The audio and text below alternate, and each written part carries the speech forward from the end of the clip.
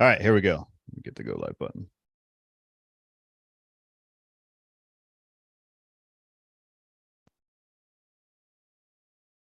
Hey, everybody. Welcome back to another WordPress Friday Hangout. It's everyone's favorite day of the week, Friday, and we're talking about your favorite topic, WordPress.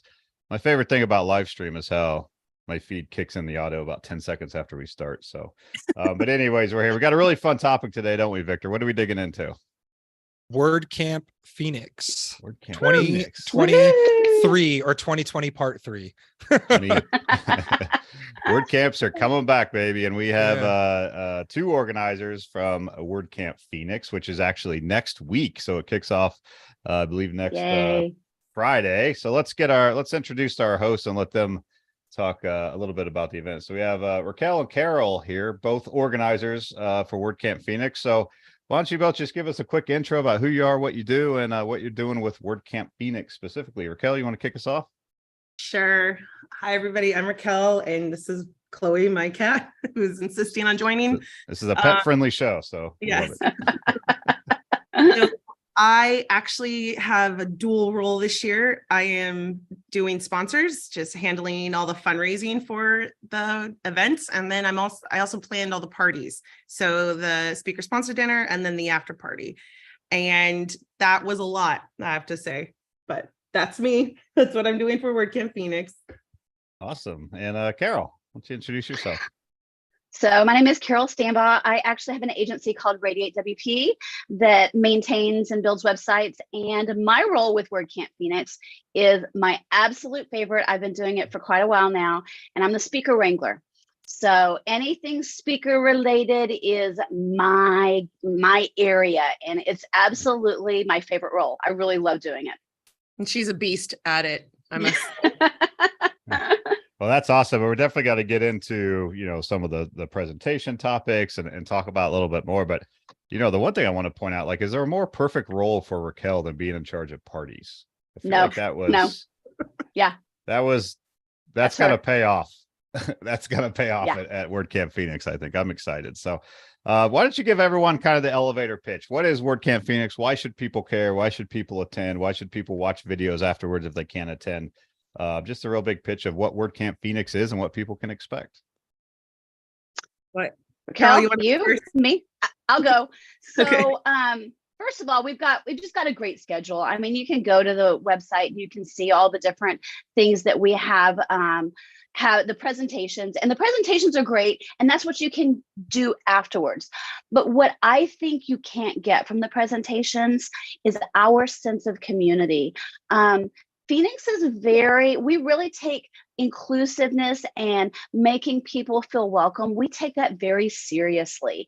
And, our volunteers and our organizers, we all talk about this, and we want to make sure that everyone has a great experience, that everyone feels welcome, and that they are not just sitting there by themselves. We really want this to be a community, and we spend a lot of time making that happen. So I think that's what's really special about WordCamp Phoenix. Raquel, would you agree? No, totally. Yeah, very much. I feel like I liken it to Disneyland. So there's something magical about Disneyland in Anaheim, California. That's where Walt was, and the other Disneys are amazeballs. I've been to Disneyland Paris, and they're awesome, but there's that magic that is in Disneyland. And so that's what I say is WordCamp Phoenix. There's something magical about WordCamp Phoenix. I mean, all of the organizers, we're dedicated to the whole community. We've just kept the community going even through the pandemic. Some of it virtual at times, obviously, but it was a labor of love, and we've continued to basically give that to our community, and that is love. And this is very Raquel to speak about that, but that is seriously what separates us. And when we plan WordCamp Phoenix, we give it everything. Like, I joke about Carol being a beast. It's not a joke, because she actually is, but we pour our hearts and souls into these roles. And we also have a great team, so that way, if any of us are struggling or have something come up, there's somebody there to catch the ball and to help out. And so that way no balls are actually dropped. And honestly, if it wasn't for our team, we wouldn't be able to put on such a great show. But I really think that is what separates us, is just that how much we love and care for our community. And then how we get to use WordCamp Phoenix as a showcase to the entire world of welcome to our home. This is what makes us amazing. And we're so glad you're here. Yeah, that's awesome. Victor, have you been to a WordCamp Phoenix before?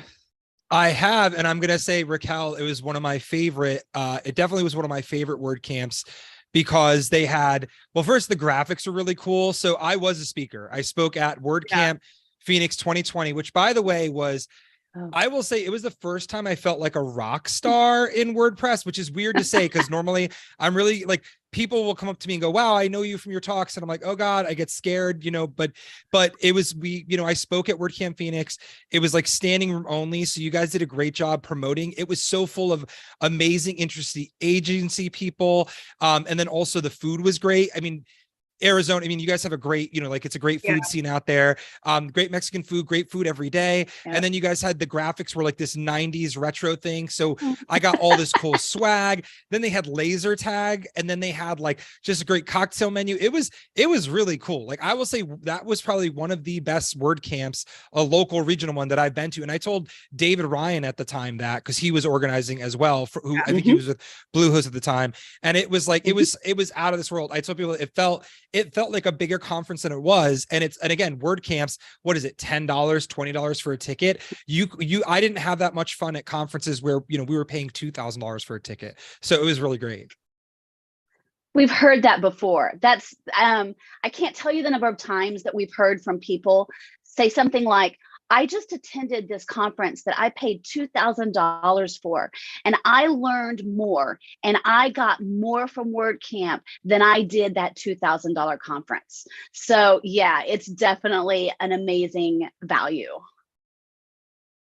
Yeah, WordCamp Phoenix is, definitely kind of jumping on to what Victor was saying, is definitely one of those kind of marquee WordCamps. I think that stands out for me. I've been to a lot of WordCamps all over the world.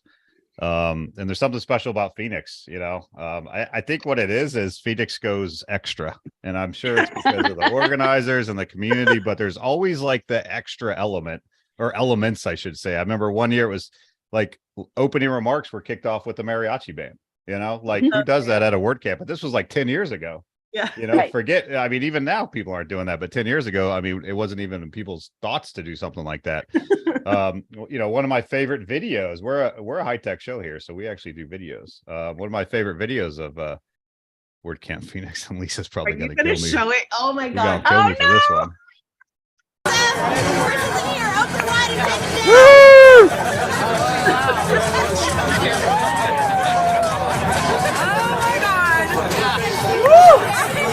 Is that awesome? That's awesome. Now, I don't know who was recording that and who was talking and asking if that was awesome, but I mean, an ice luge at a WordCamp. We don't talk WordCamp about the Phoenix goes right? extra, and I think that's the easiest way to describe it. You think about the extras, you think about how to make it not just amazing. I mean, honestly, if it's just the presentations alone, to Victor's point, and Carol, your point as well, just the amount of like knowledge and information you get, that alone would make for an amazing WordCamp. But it's all these little thoughtful things that just help elevate it and stand out. So it's always one that I've always, it's always been at the top of my list that I try to make. It definitely helps that it's during a cold period where I live, flying out to Phoenix. So what kind of extra could we expect? I don't want you to, no spoilers, right? I'm sure there's a few secrets you want to keep up your sleeve, but is there anything you can kind of tease, any kind of like extras that you might say we're going to see at WordCamp Phoenix this year? Oh man, I know that food is going to be amazing again. Yeah. And it's been a challenge talking, and Raquel can talk about this much more in depth than I have, but we have all seen in our personal lives how inflation has happened and how difficult that has been. And it has been eye-opening planning a conference 3 years after 2020. The prices, and it's been a real challenge. And Raquel has not given up. She has persisted. I mean, it's probably taken twice as much work on her part to pull this together. It's still going to be amazing, but it's been a challenge because of the cost of things now. Yeah. Go ahead, Raquel. Oh no, I was just going to add to that. Yeah, no, it's I will have to say that I almost feel like, oh God, please let us not disappoint, because our budget has constrained us from actually doing like our extra little magical things that we do. So we're going to have to rely on the fact that it just naturally happens for us. But that's not to say that, you know, we're still not pulling out all the stops at every chance we could possibly get. And that, yeah, you're going to have to like be there at camp to like experience it, which Brad, you're coming, but Victor, I don't think you're actually coming this year, right? No, I'm not making it this year. I'm going to, and this is inflationary related. I'm going to Athens for a month and Madrid for a month this year. And it is the same price. Like, you know, it's like for me to go out to Phoenix for 3 days, flight, hotel, all hotels are out. The prices, everything's so much higher. And so it was like one of those things where I'm like, where do I go this year? And going, even so I'm going to WordCamp Europe, and I'm going to stay there for a month. Because I'm remote, so I can stay in Athens for a month, because it's more of a bargain if you get a, you know, I'm getting like a furnished apartment for a month instead of going through like an Airbnb or a hotel, because it's just like, I'm trying to save money. It's like, I don't want to spend $3,000 for 1 week when I can spend $1,500 for a month. And so the inflation over there too it's nuts. Like the price of travel is just, it's like cost prohibitive, and people are having to be more cost conscious of like how many conferences they go to. Yeah, well, we were on that. We're kind of going all over the place, Brad, but on that, we were very like strong arm into a weekend, and we were by everything possible trying to avoid spring training, because we all know there's Cactus League or there's Citrus League. So, and we're in the middle of spring training. On top of that, the Suns are the Suns now, you know, and there's other conferences happening in downtown Phoenix. So unfortunately, it's a bad weekend. I will say that that's our biggest goal for next year. The first step is to get back into that better weekend, like late January, early February, where we can avoid the inflated costs, because there's something about that time in Phoenix where it's not that expensive, because it's before everything happens. It's like right after Christmas, there's a little bit of a lull, and then all of a sudden, end of February, boom, everything takes off again. So that is our goal and our plan to do that. So everybody look out for next year. I'd also say that, planning a WordCamp, it's an art form to find a right date, planning any event, no matter what city you're in, because I remember in New York City, you know, we had sponsors sometimes for not just WordCamps, but also meetups, and people would sponsor food. And sometimes we didn't meet sponsor expectations because all of a sudden some celebrity was in town, some random, you know, SantaCon, something we didn't even think about. In New York, that was what's made it tough in New York. Finding a weekend then is just, it's really tough. So yeah, now Phoenix, again, when you have a team doing well, multiple teams doing well, or any kind of celebrity stuff going on, it makes it very difficult to find a good weekend. There's always curveballs too, right? Like I remember a year, this was probably like WordCamp Philly 2011, and we had it at Temple University. You know, it was I think it was our second year doing it. It was great. The night before, we found out a President Obama at the time was coming to speak at Temple. The night before we find this out. No. So like you kind of have to just plan for the unexpected. In some sense, at that point, there's nothing we could do, right? It was just like, well, this is happening. Oh, you know, President Obama's here. It's got to be chaos. And you know what? It all worked out fine. But it was that last minute curveball of, oh my goodness, what is going to happen? Can we even get to the venue? Where are people going to park? You know, so you kind of got to, as an organizer, especially, and volunteers or certainly help out. You kind of got to be ready for that stuff, because it's going to happen, right? There's going to be some of those last minute unknowns, or even challenges that are known, like you said, like hotels and costs that are just inherently more costly now. Is it surprising that I love that? Like, I'm like, bring on the curveballs. See, but also that's what we were talking about last night. We were talking about yesterday we had our last actual meeting before, and we were all giving our reports, the organizing team was, and we were all surprisingly calm, and we're like, we think we're good. And I said, you know what? Something's going to happen. Something's going to, you know, go south, and we're all going to handle it, because we always do, and it will be fine. You know, you just have to expect that anytime you're doing any kind of event planning, you just know that there's something going to happen. They're not going to open the doors at the time that we expect. And so we're all running late setting something up. You know, it happens, and we just deal. And usually the attendees don't even know. And that's where, you know, having a good group of kind of seasoned organizers, you know, people like both of you, that have been around the block a few times with organizing events, along with, newer organizers, to help them with that experience and guiding them through those, super fun situations, as Raquel says, and curveballs that might come up, but it's having that great group where you can say, great, there's a situation, let's discuss it, figure out a plan, and away we go. And you're right. Generally speaking, most attendees don't even know half of the headaches that go on behind the scenes, to make everything work and come out correctly. So yeah, and we're we got about like half seasoned, half brand newbies to organizing, but then it really helps the noobs become like just so good by the time they go around their second time, and rarely does anybody get burnt out. I mean, of course it doesn't not happen, but it's rare because we take care of each other. So I love that aspect. Yeah, same. Yeah. So, we touched on a little bit, just kind of events in a COVID world, right? Post-pandemic or current pandemic, where, wherever you might live.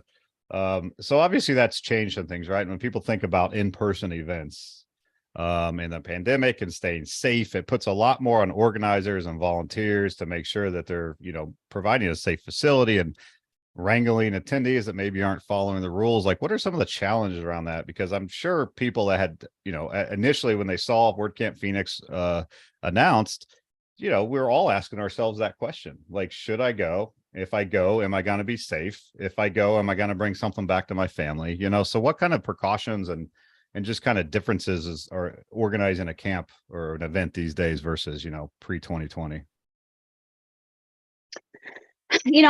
I think one thing that I remember, I think it was early 21, we were all talking about, do we go?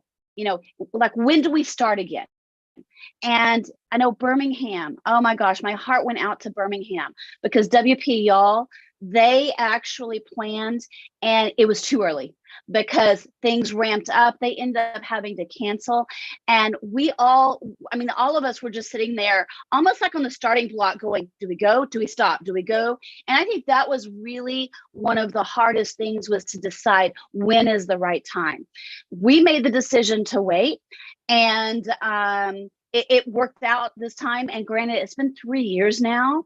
And I think one of the things that's been challenging is our WordCamp planning muscles were a little bit weak. And we were like, wait, how do we do this? What do we do? And we were slow kind of getting back into the mode. And that has been a challenge from the organizing part.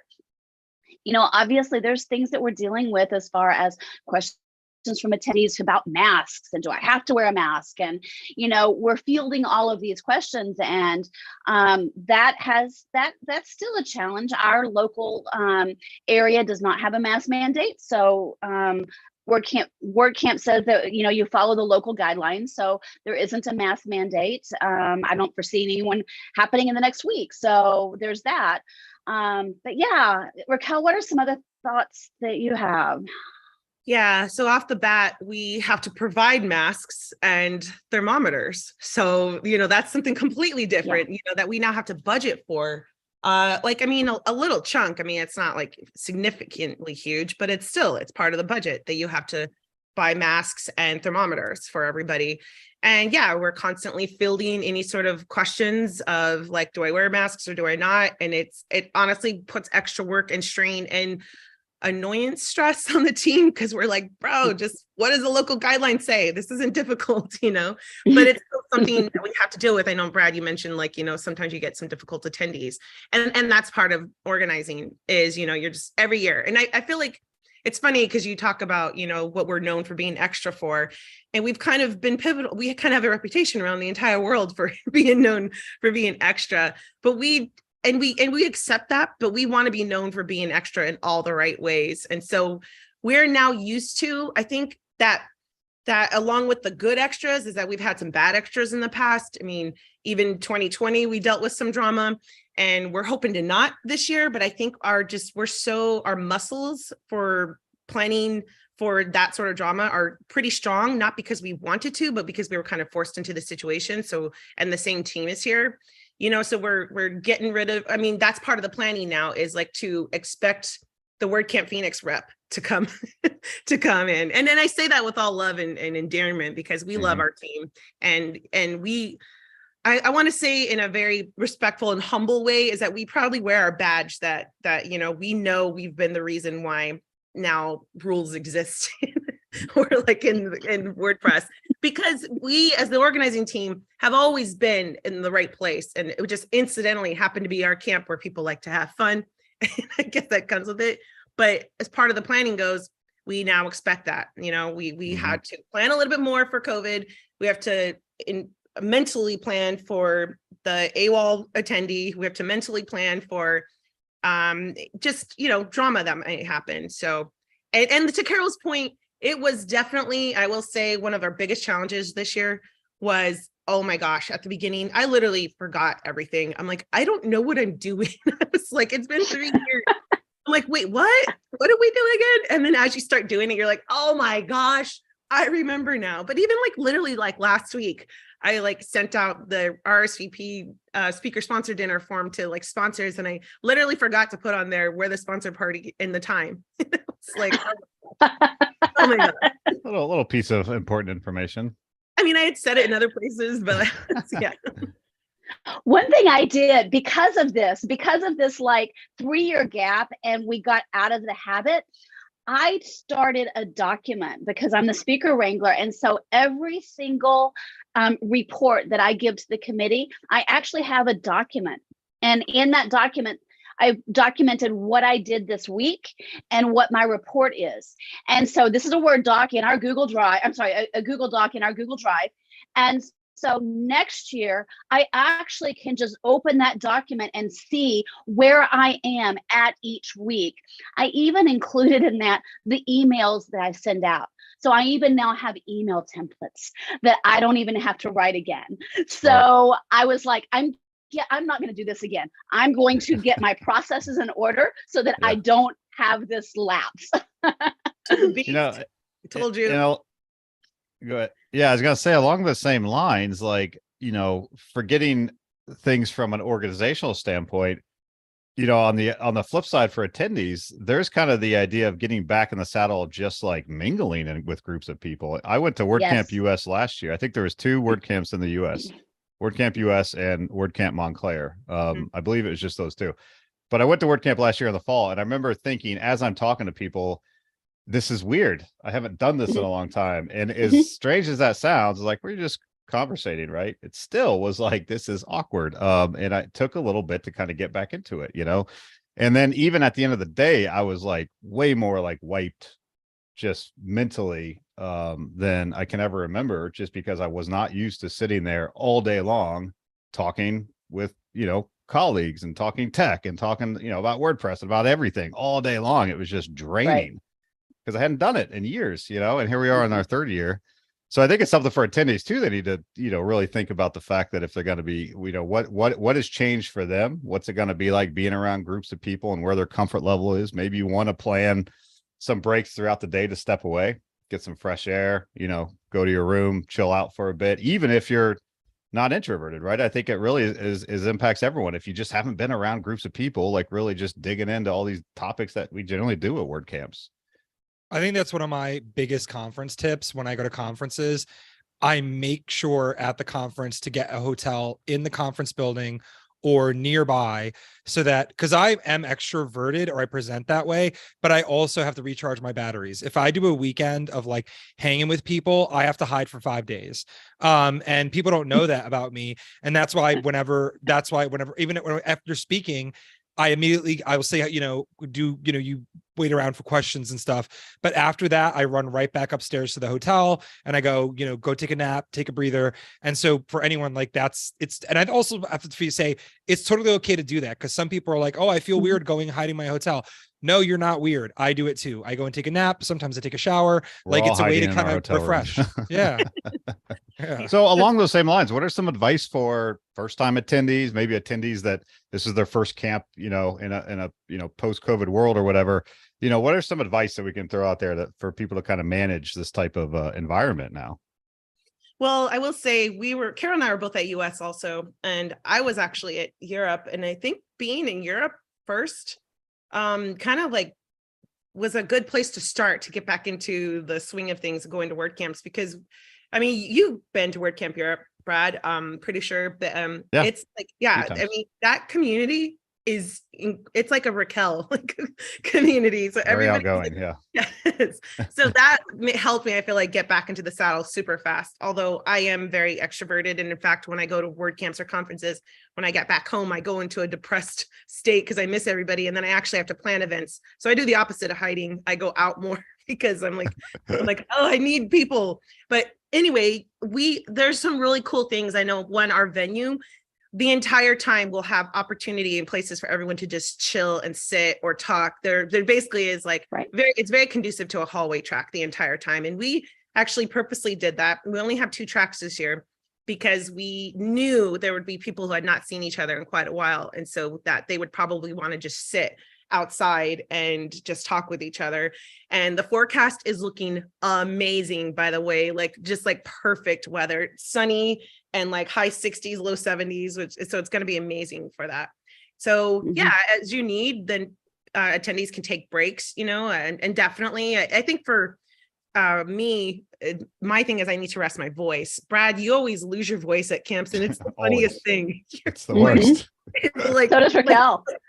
Yeah, I do. I know I do. Happens. I'm like, you know what's funny is I do lose my voice a lot, and now I'm very aware of it, and I know when I'm in an environment that's going to be that's basically going to force me to lose my voice, which is usually like an after party where I have to talk very loud, right? All of us do. Yes. And with having a little bit of a deeper voice, I have to talk extra loud when it's allowed. So I know now when I'm in those environments, I usually will either stop talking or I'll go somewhere else that's quieter, or else I will not have a voice the next day. So I have to actively plan ahead to not lose my voice. And it's funny you say that, because that was like at News Corp, we did get like public speaking training. And so where Brad and I worked, you know, we together before. And the first thing they tell you is to change from a lower voice. And when you're presenting, even they have to tell most men to project at a different. So when I speak publicly, I sometimes speak up here instead of speaking from down here. And by speaking up here, it's a different projection, and it's a difficult thing to learn. And so, yeah, that's like I used to lose my voice all the time speaking. And so it's tough. It's a trained thing. People don't realize that. That's interesting. I was going to mention advice for first-time attendees. You had asked about that. And I think one of the things that is really important is to remember that this is not your typical continuing education event. I come from my prior life was a profession where you had to have CEUs. And so when you had CEUs, you have to sign in, you have to attend, you're not supposed to leave because you have to have, you have to be there, right? This is anti that. And that's the reason why we've built this, we have this venue that has the open space where people can say, neither of those two look as appropriate, interesting to me, because I'm not doing that. So I want to go to the hallway track and I want to go meet some people, or I want to go talk to the vendors, or I want to meet some new people. That is encouraged. It's not like your typical stiff conference. This is about community and connecting with people. And if a session is wonderful and you want to go, awesome. If you want to go hang out with everyone else, that's awesome too. And I think that's something that's really important for first-time attendees to know about WordCamp. We encourage that. Yeah, 100%. And I know, like Raquel, you mentioned kind of the Europe community, right? And how they're different than the US community. Yes. And it is. It's very nice. There's a very big difference. And when you've been over at a WordCamp Europe, you see it. I've spoken at a number of events and over in Europe and in the US. And I will never forget, anytime I come off stage and at a WordCamp Europe event, there's a line of people that want to talk to me. Oh yeah. Like they just come up and line up, and I love it. And it's great. And it's fun.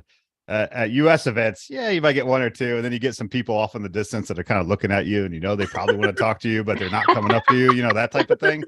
So, but I mean, Carol, your point is absolutely right. Like, there's nobody in this entire community, all the way up to Matt Mullenweg, who is like unapproachable. Like, the reason we're in this community, and honestly, the reason I think we love open source, is we generally like helping people, right? Because why else would we be doing all of this? Why else would we be passionate about this and volunteering to help organize events like that? So that means everybody in there wants to help each other. Everybody in that room, everybody at that one event, we're all there because, yes, we want to learn, but we're all there because we like helping each other. We like learning together. We like growing together. So it's a great piece of advice. Go talk to people, put yourself out there, even if it's a little bit uncomfortable. We're all awkward nerds. We're all at this event because we're geeking out, right? Some of us are just better at hiding the fact that we're awkward nerds, but we're all awkward nerds, so right. Just talk to people. And then the last piece of advice I'll give, for anyone, and I really like this approach when you're talking, right? And you're usually in a group, there's a circle or something. I think it's called the Pac-Man approach or something.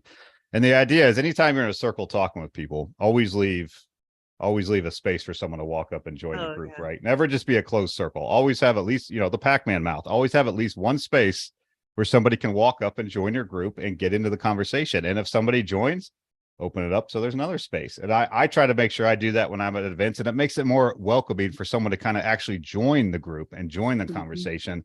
Whereas if you're in a closed circle, it's very awkward to try to like kind of squeeze your way in. I mean, Raquel, she does that all the time, but no, we're not all as cool as her. So you'll just kind of scoot right to the middle and say, why is everybody looking at me? So venues lend better to that, though. For example, the Phoenix venue, you guys, I don't know if you have the same venue this year, but okay, so the Phoenix venue, the reason it's for everyone, that's, if you want to network, that's what I like about the venue.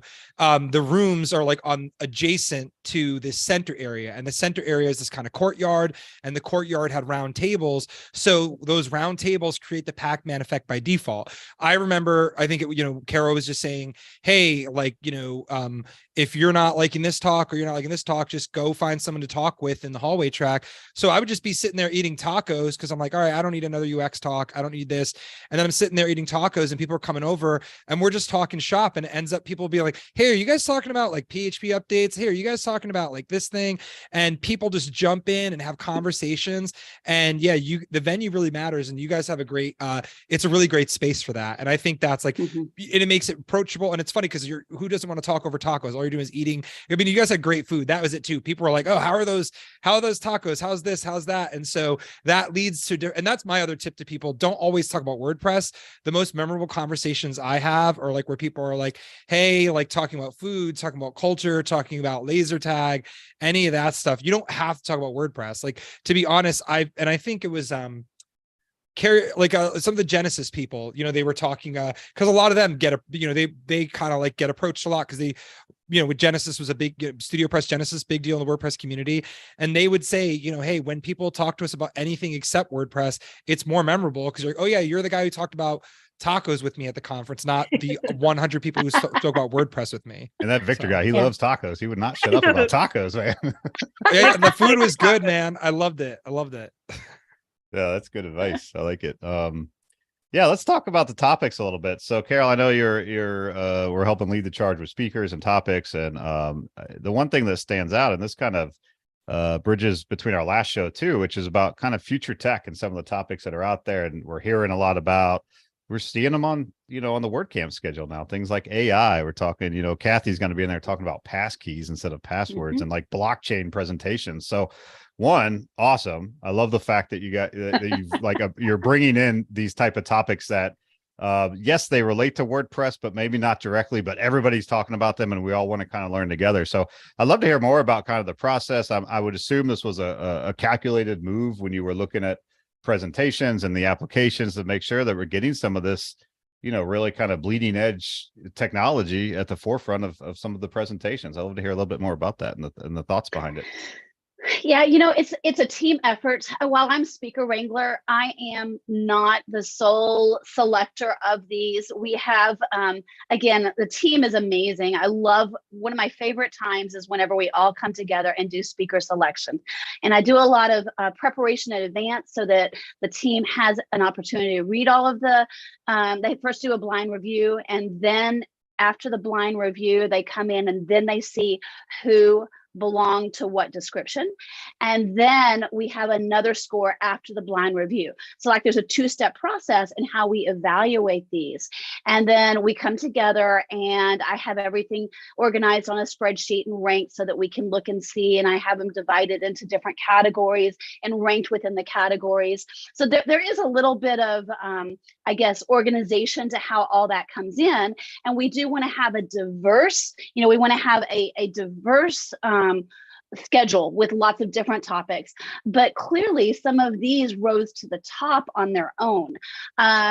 So I think that, I guess I would say that I was not purposefully saying we're going to go future tech this year, because that wasn't the first thing I thought. It's just that these presentations were good and they rose to the top, and they are here. And I think that gives credit to the people who are in our community. The people who applied to speak are the ones that brought this to us. And we just said, oh, thank you. and we brought them into the schedule. So, I mean, it wasn't really anything that we did. I think it was just that we had some great presentations that came to us. And yeah, I'm excited. And, you know, the whole blockchain stuff is something that, and I know, Brad, you've been a little involved in that and talking about some things at WordCamp Phoenix. I don't know if you're going to talk about that or not. My business partner is actually presenting on the blockchain at WordCamp Phoenix. And while I may know a little bit more than the average bear, that's so completely out of my comfort zone. So I'm super excited to be able to have these type of discussions at this camp and get to know more about it along with everyone else. I'll also add, it's a great opportunity for people who are attending for the first time. You may be at a local meetup, when your local meetup, you know, and I'm not, you know, skill sets vary. You might have a local meetup where they just have people who do basic web design, you know, brochure sites, and that's fine. But the exciting thing about WordCamps is you get to see presentations from people who are playing at a different level than you. And so for me, that was exciting, you know, before I joined the journal and was really like learning advanced WordPress, I would go to talks and I would go to WordCamps intentionally based on like if they had something that I think was like cutting edge, interesting. Like WordCamp Atlanta was great, and it's also a great opportunity. This person who I see on all these webinars and live streams, I could finally be like, hey man, you want to have want to get some food, you know, like or just, you know, talk with them, and it's really neat. And tacos, yeah, no, in this case, lemon pepper wings. When you're in Atlanta, you get lemon pepper wings. Back to tacos here. Well, if they do lemon pepper wing tacos, I'm into it, but that'd be extra. And I mean, go back to like just the value of a WordCamp, right? Like, you know, for a minimal amount of money, you're going to be able to sit in and learn about things about like blockchain and AI. Anywhere else, a blockchain costs would be $3,000 a ticket, probably, right? Because it's all like crypto bros. Yeah. Is it something you got to use in your day to day? Maybe, maybe not. But, you know, I remember the first time I ever learned about responsive web design was at a WordCamp. First time I'd ever heard about it. First time I'd ever saw it, what it could do. And it immediately clicked. And I was like, this is a game changer. We have to learn this immediately because this changes the game for everything on mobile. Right. So I love those future tech topics because some are going to obviously be more impactful than others, but we should be talking about them and kind of exploring them and experimenting together, you know, because that's how tech continues to drive. That's how WordPress continues to drive and grow. So it's always nice to see a good mix of obviously the WordPress topics that you'd expect, but also dabbling with some of this really cool future tech stuff. So, you know, I expect we're going to see more of this, especially with Phoenix leading the charge. Yeah. So we got a few more minutes here. Let's any last things we want to talk about? Like, you want to talk about the event specifically, any interesting presentations or anything else you want to promote regarding WordPress Phoenix? Or tickets still available? Can people go get tickets? Yeah, tickets are still available. They are, but not many. I mean, I think it's coming. They're closing in fast, so we do expect that we will sell out. Yeah, you guys got me feeling so nice. I'm literally looking up flights right now to see if I can find a cheap discount because you guys are making me feel like I should talk about problem attendees, and now Victor's trying to show up. So, you know, I have a quick story too. Like one of my favorite extra moments from WordCamp, and you know, this is so pat on my own back, and I apologize for that. But I convinced the whole team for our 10th WordCamp, our 10-year reunion. That was our theme, was high school reunion, and it was a lot of fun. But I convinced the team to allow me to have a dance at WordCamp. I mean, at the after party. And if you know our community, especially a US community, we don't dance. and we called it our homecoming dance. And everybody. Carol, you're always supportive, but you were probably a little still skeptical. You're like, I don't know, Raquel. But everybody was like, no one's going to come. No one's going to do the dance. And I was like, I get it, but let's just see. And like 80 people came to this to learn bachata at, I love that. at our after party, which was our endearingly called homecoming dance. And it was amazing. It was probably one of the pinnacles of like the extras that we had at WordCamp, because I was just like convinced that I think our community would do it. And 80 people came, and most of them were men. I was like so ecstatic because as a dancer, especially like a social dancer, you rarely have men. It's always like maybe 3-to-1 a ratio of like women to men. So it was that was so fun. And I remember that. Okay, so one of the things I remember about that, Raquel, is there was an attendee who used to come to all of our meetups, and I cannot remember his name. Older guy.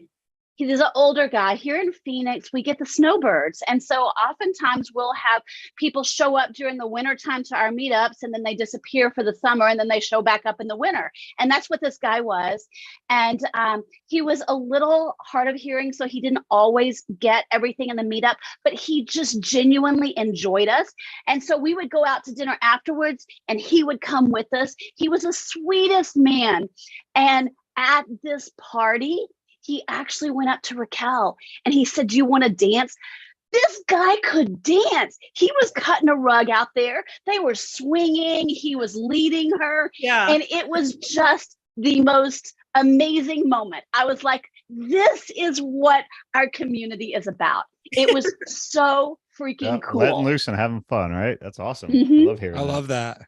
Yeah. And, honestly, like WordCamps that have a theme, I just think it's so cool. Like it's fun, right? Like in the theme this year is, clearly got a basketball theme going on.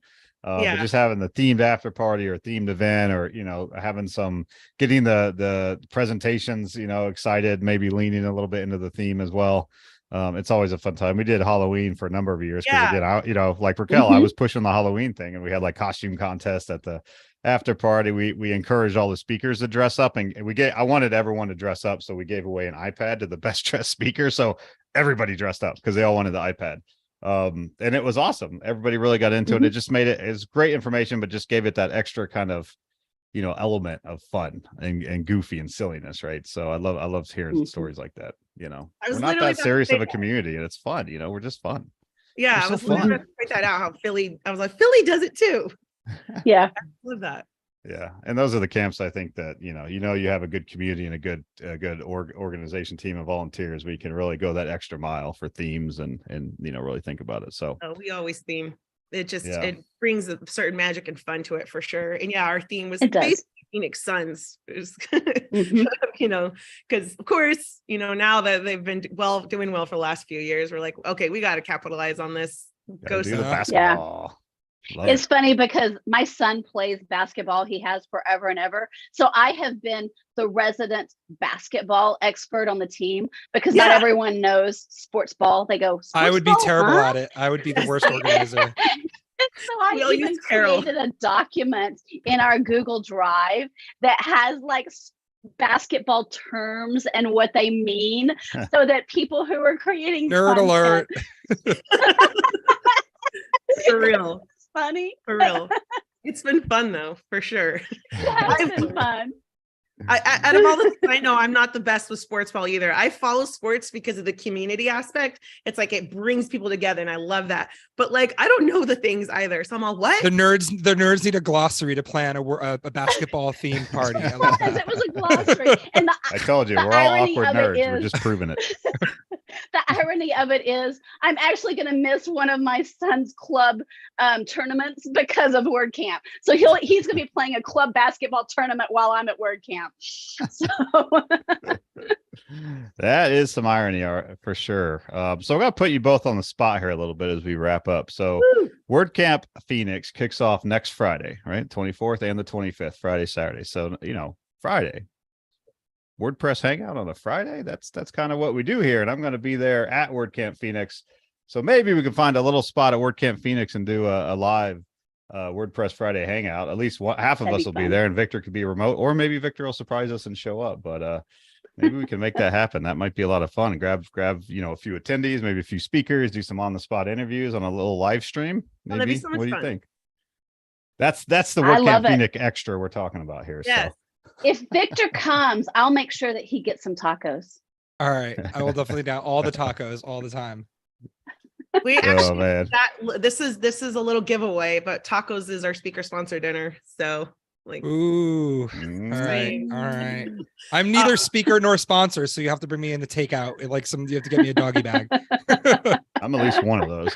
I'm not speaking, but we are sponsoring. So excited to be back at a WordCamp. Excited to see friends, familiar. You know, Raquel, we got to hang out at WordCamp US, which was awesome. So look forward to seeing you and a lot of other people I didn't get to see in the last few years. So definitely check out phoenix.wordcamp.org. There are some tickets, but they're going quick. I actually need to talk with you because I got a couple that we can contribute back because we got some for sponsor. And I want to make sure people get those tickets that want to attend. So but check out the event if you're unable to attend. I'm assuming, can we confirm the presentations will be recorded and available on WordPress.tv? Yes. That's right. So if you can't make it, or even if you are there and you're having a really good hallway conversation, just know it's being recorded, so you can always work it back. I usually don't sit on any presentations because I get so much just hanging out in the hallway track talking to people, but then I always go back and watch the videos of the ones I actually wanted to see. But I like to use that That's time the best of when I'm in both person. worlds.